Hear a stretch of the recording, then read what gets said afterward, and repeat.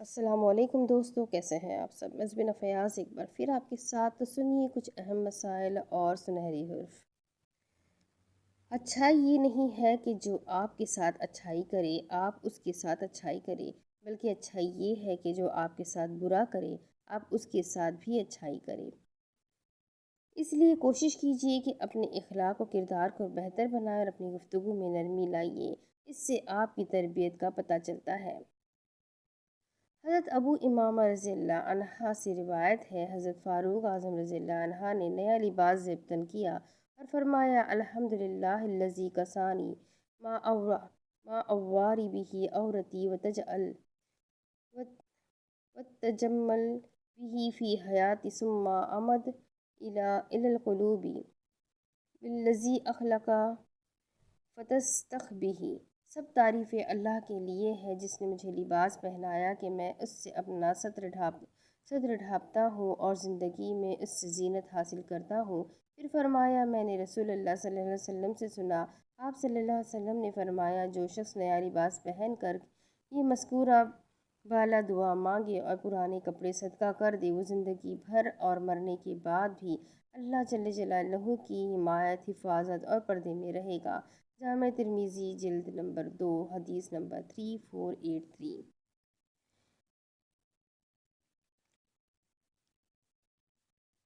تم لوگوں سے ڈر رہے تھے، حالانکہ اللہ سبحانہ تعالیٰ اس کا زیادہ حقدار ہے کہ تم اس سے ڈرو۔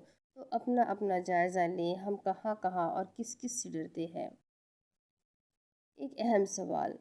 سور ایک جانور کا نام ہے جو کہ اسلام میں حرام ہے۔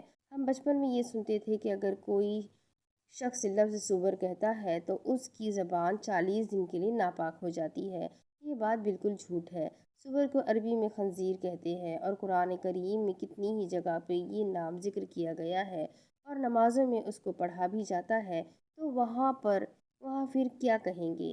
اس طرح کی باتیں بالکل بے اصل اور جھوٹ ہوتی ہے۔ اگرچہ سور ناپاک جانور ہے، لیکن یہ ناپاکی اس کی ذات میں ہے، اس کے نام میں نہیں۔ لہٰذا یہ بات بالکل غلط ہے کہ سور کہنے سے زبان ناپاک ہو جاتی ہے۔ محمد سائم اتاری۔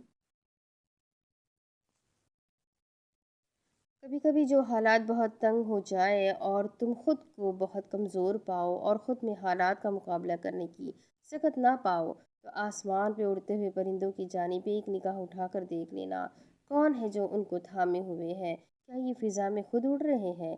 ایک اتنا کمزور پرندہ اتنی آسمان کی بلندیوں تک کیسے جا سکتا ہے؟ اللہ سبحانہ و تعالیٰ فرماتے ہیں، کیا انہوں نے اپنے اوپر اڑتے ہوئے پرندوں کو پر پھیلائے ہوئے نہیں دیکھا، جو کبھی اپنے پروں کو سمیٹ لیتے ہیں؟ کون ہے جو ان کو تھامے ہوئے ہے؟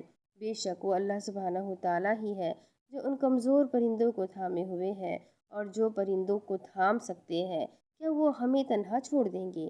نہیں، وہ ہمیں کبھی بھی تنہا نہیں چھوڑیں گے۔ بس ہمیں ہر حال میں اللہ سبحانہ و تعالیٰ کی ذات پر کامل یقین رکھنا ہے، اور کیا ہے ہمیں کہ ہم اللہ پر یقین نہ کریں۔ جنت میں جائیداد بنانے کا 90 نسخہ۔ حضرت سعید رحمۃ اللہ علیہ نقل کرتے ہیں کہ حضور نبی کریم اکرم صلی اللہ علیہ وسلم نے فرمایا، جو سورہ اخلاص 10 بار پڑھے اس کے لیے اس کی وجہ سے جنت میں ایک محل بنایا جاتا ہے۔ جو شخص سورہ اخلاص کو 20 مرتبہ پڑھے اس کے لیے 2 محل تیار کیے جاتے ہیں۔ جو شخص سورہ اخلاص 30 مرتبہ پڑھے اس کے لیے جنت میں 3 محل تیار کر دیے جاتے ہیں۔ آپ صلی اللہ علیہ وسلم کی زبان مبارک سی بشارت سن کر حضرت عمر فاروق رضی اللہ عنہ فرمانے لگے، اے اللہ کے رسول صلی اللہ علیہ وسلم، اللہ تعالیٰ کی قسم پھر ہم جنت میں اپنے بہت زیادہ محل بنائیں گے۔ حضور صلی اللہ علیہ وسلم نے فرمایا، اللہ تعالیٰ اس سے بہت زیادہ فراخ ہے، یعنی اس سورہ کی فضیلت بہت عظیم اور بہت وسیع ہے، لہٰذا اس پر تعجب نہ کرو بلکہ اس کے حصول کی کوشش کرو۔ نبی کریم صلی اللہ علیہ وسلم نے اپنے رب سے روایت کیا کہ اللہ پاک فرماتا ہے کہ جب بندہ مجھ سے ایک بالشت قریب ہوتا ہے تو میں ایک ہاتھ اس سے قریب ہوتا ہوں، اور جب بندہ مجھ سے ایک ہاتھ قریب ہوتا ہے تو میں اس سے 2 ہاتھ قریب ہوتا ہوں، اور جب وہ میرے پاس پیدل چل کر آتا ہے تو میں دوڑ کر آ جاتا ہوں۔ صحیح بخاری 7536۔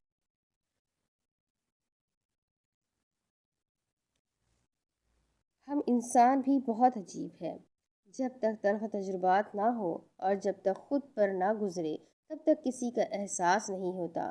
انہی تلخ تجربات سے گزر کر اور کئی مان ٹوٹنے کے بعد پیدا ہونے والی خود اعتمادی ایک مشعل راہ کی صورت میں ہمیں اس مقام تک لے جاتی ہے جہاں ہمیں کسی انسانی آسرے کی ضرورت نہیں رہتی، جہاں بس ہم ہوتے ہیں اور رب کی رضا ہوتی ہے۔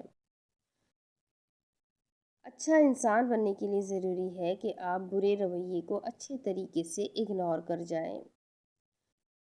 جو حوصلہ دینے والے بنیں، جب آپ کسی کو بجھتا دیکھیں تو اس کے سامنے اس کی خوبیاں بیان کریں، اسے بتائیں کہ وہ ایک اچھا انسان ہے، اس کے سامنے زندگی کے خوبصورت دنوں اور یادوں کا ذکر کریں۔